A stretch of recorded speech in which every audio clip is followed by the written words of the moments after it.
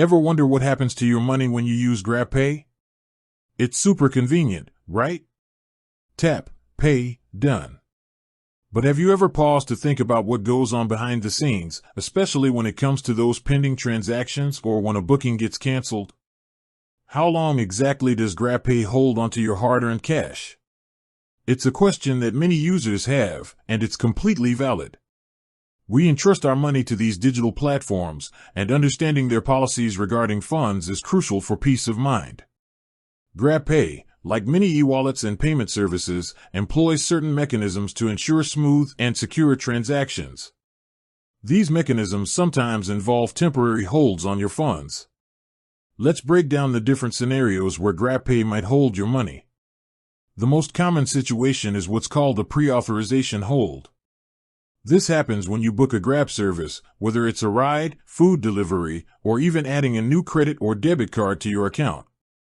Grab places a temporary hold on an estimated amount from your linked card or Grabpay wallet balance. This isn't an actual charge yet, it's just Grab verifying that you have sufficient funds to cover the potential cost of the service. Think of it like a security deposit. The amount of this hold varies depending on the service and can even include potential extra charges like tolls or booking fees. So, when does this hold get released? Ideally, pretty quickly. If your booking is completed, the actual charge will be made, and any excess held amount will be released immediately. You'll see the final charge reflected on your statement. If the booking is canceled, Grab typically releases the pre-authorization hold within 30 minutes. However, here's where it gets a little nuanced and where the how long question truly comes into play. While Grab releases the hold quickly, the time it takes for the funds to actually reflect back in your account depends heavily on your issuing bank's policies. For credit cards, your bank might void the pre-authorization amount entirely, meaning it won't even show up on your statement.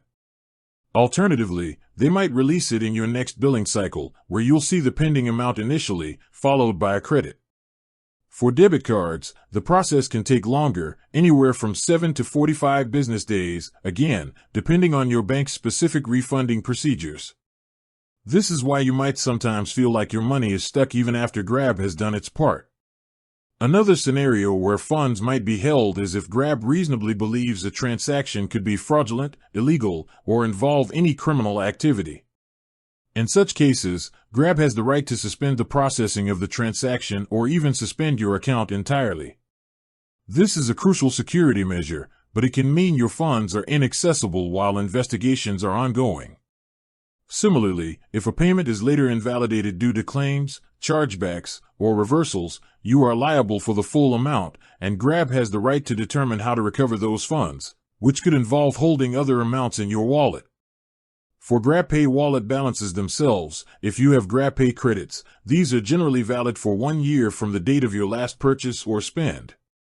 If a Grabpay wallet remains unutilized for a period of not less than 7 years, it can be deemed dormant, and unclaimed credits may be lodged with the registrar of unclaimed monies. In essence, while Grab aims for swift release of funds, particularly for pre-authorization holds, the ultimate timing for the money to appear back in your accessible balance is often dictated by your bank.